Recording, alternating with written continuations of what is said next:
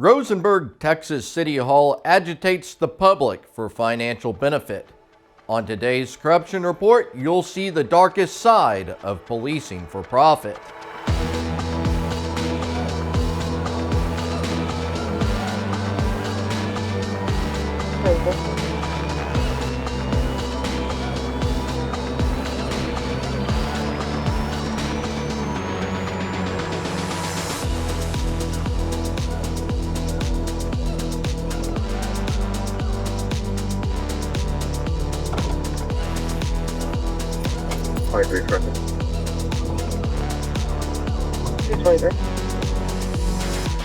You probably won't believe what happened here. As I arrived on scene, there was an ambulance, a fire squad pickup, and a Rosenberg police officer putting an arrested man into the back seat. Do you know what happened? Some viewers might be thinking that the hero police just saved an assault victim from a violent man. The more skeptical might think that the police were there to secure the scene for EMS. But that's not what was going on. Paramedics were treating a patient for a head injury, and the police were there to collect money for the City Hall Mafia. It was the most pathetic thing I've ever seen. Take a listen to why the police were there. 228 AON. 28, go ahead. Respond on emergency 3 East Palmer. 3 East Palmer. Fire department is en route to location for a medical call, but there is an alert at that location for a Brandon James who may be wanted.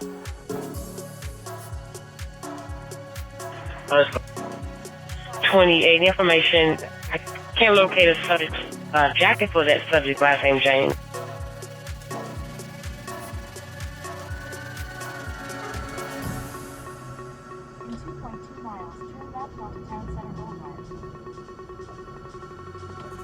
Security mark return. Curiosity shows they have a not eligible DL, shows they have several locals out of about 8 feet. I have one thing. For me, a hard copy in hand. Let's go one detained at 1705. Have hard copy in hand. Clear, you show one in custody. Okay, one in custody, 1704. A Rosenberg resident called 911 to request emergency medical services after a family member suffered a seizure and head injury. Rosenberg doesn't have EMS, but they answer the 911 calls. Instead of transferring the call to Fort Bend County EMS, the busybody police dispatchers get into everyone's business. They searched the computer-aided dispatch call records for the address and found that someone who lives there had an alert for outstanding warrants. It wasn't the caller, it wasn't the patient, just someone who lives there. The person had nothing to do with the call for service. Rosenberg police then dispatched 2 officers to the house in hopes of using the medical emergency as an opportunity to arrest the man. On paper, they called it an assist other agency. It's common for police to respond to fire and EMS calls.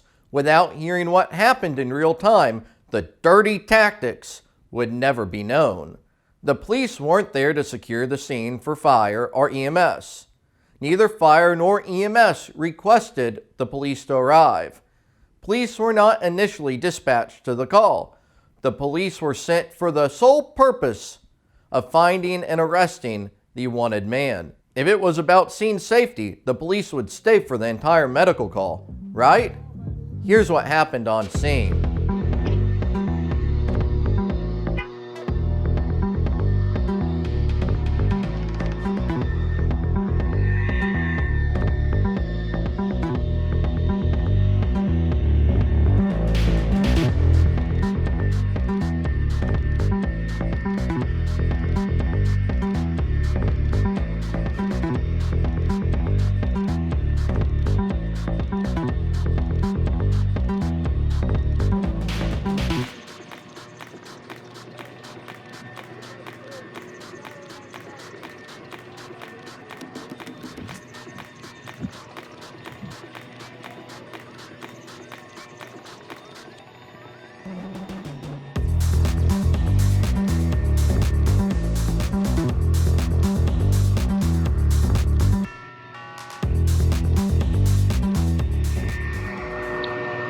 crazy. You call EMS and police come and arrest your family member.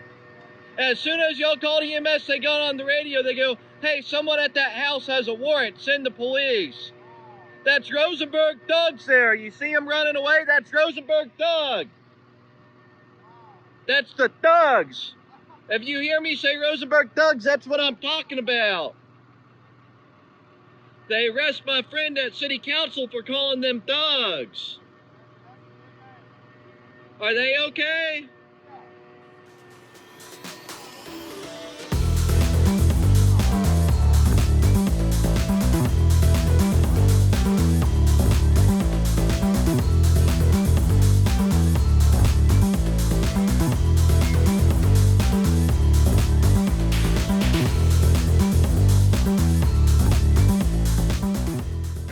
$28.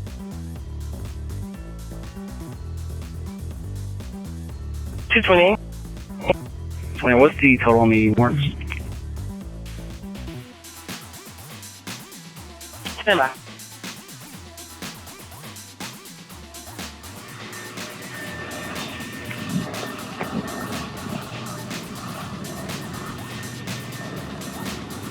I'm Justin Pulliam. I have a YouTube channel. As you can see, the police were not there to assist EMS or help with the scene. The policeman left as quickly as he could after snatching the man. Before the patient was even on the stretcher, the police were gone. The job of the police is to arrest people, and they don't care what the circumstances are. There's no dignity. The police would happily lock you up in jail while your loved one dies. It's very cruel.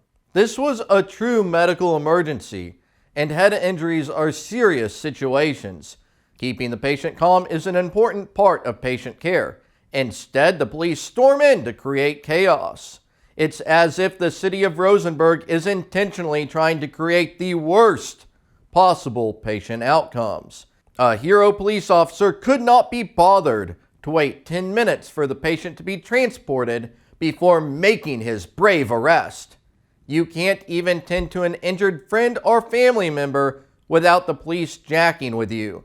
And instead of focusing on the injured or going to the hospital, the family had to deal with freeing the husband. That sounds like the dictionary definition of adding insult to injury. The police supporters might try to defend the arrest. They might say that the police are keeping our community safe with arrests like this one. Nothing could be further from the truth.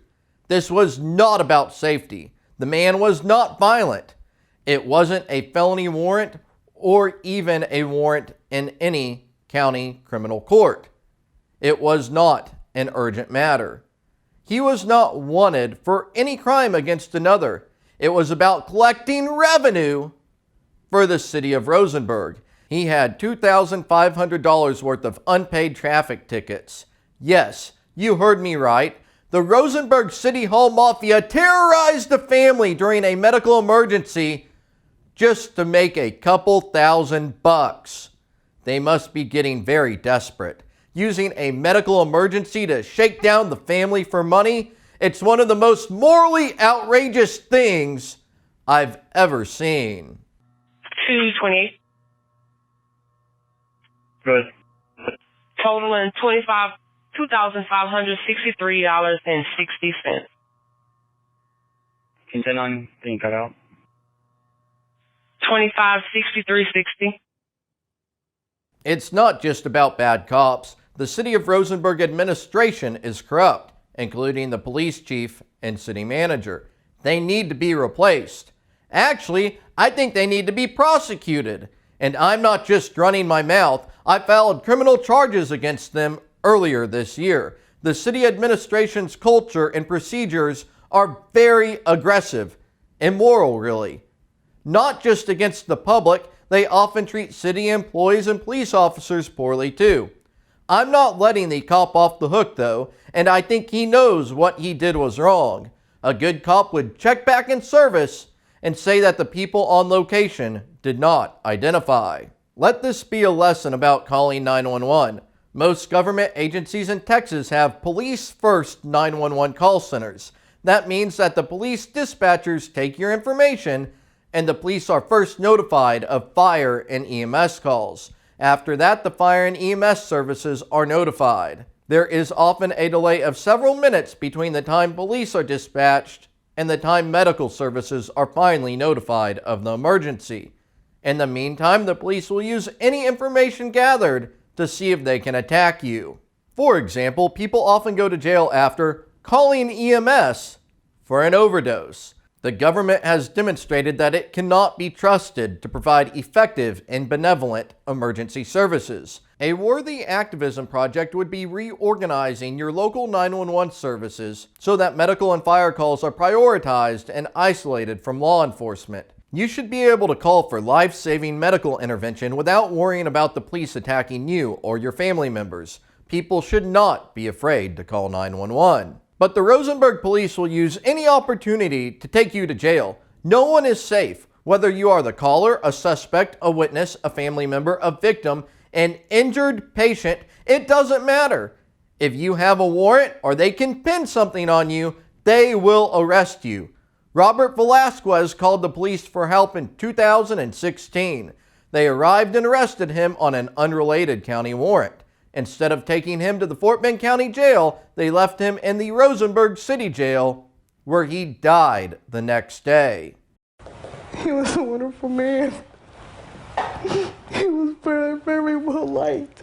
Juanita Velasquez says her husband Robert was alive and well Friday night when he called the police to their Rosenberg apartment. Rosenberg police arrested Velasquez after they say they discovered he had an outstanding warrant out of Fort Bend County. I looked at him, I was like, okay, I love you. He goes, well, I love you more. And that was the last time I seen him. It's important to be careful about what you say to 911. Not only will they use the information against you, but it could also delay the response and lead to worse patient care. You want EMS to immediately make location. You do not want them to stage for law enforcement. Avoid saying anything about violence, the involvement of weapons, or mental health. Stick to the basic facts. You might say something such as, I need EMS for a 50-year-old male who is unconscious and not breathing at 21 4th Street. And after it is confirmed that help is on the way, tell the call taker that you need to focus on providing first aid. Otherwise, they will ask a ton of nosy questions that have nothing to do with providing better patient care. The longer you spend on the phone with the call taker, the longer it will take for emergency medical services to be notified. Keep in mind that most of the call takers know little to nothing about medical emergencies. Their primary training is about law enforcement computer systems. And that brings me to my final point. Modern policing is not about crime prevention. Instead of patrolling and catching criminals in the act, it's database-driven monkey work. The police stop and identify as many people as possible to try to arrest them on an open warrant. Rosenberg police have a database that allows them to find warrants from license plates without pulling over the driver. Once they find a vehicle likely to be driven by someone who has a warrant, they use a traffic offense as pretext to justify the stop. Policing for profit is big business for corrupt government officials and their friends. What do you think about the police using the medical call to make a for-profit arrest for the city? I'm looking forward to reading your comments. If you'd like to see more stories of government abuse and corruption, subscribe to the Corruption Report and enable all notifications. Thank you for watching, and remember to exercise your rights. Remain silent, have an attorney, and record the police.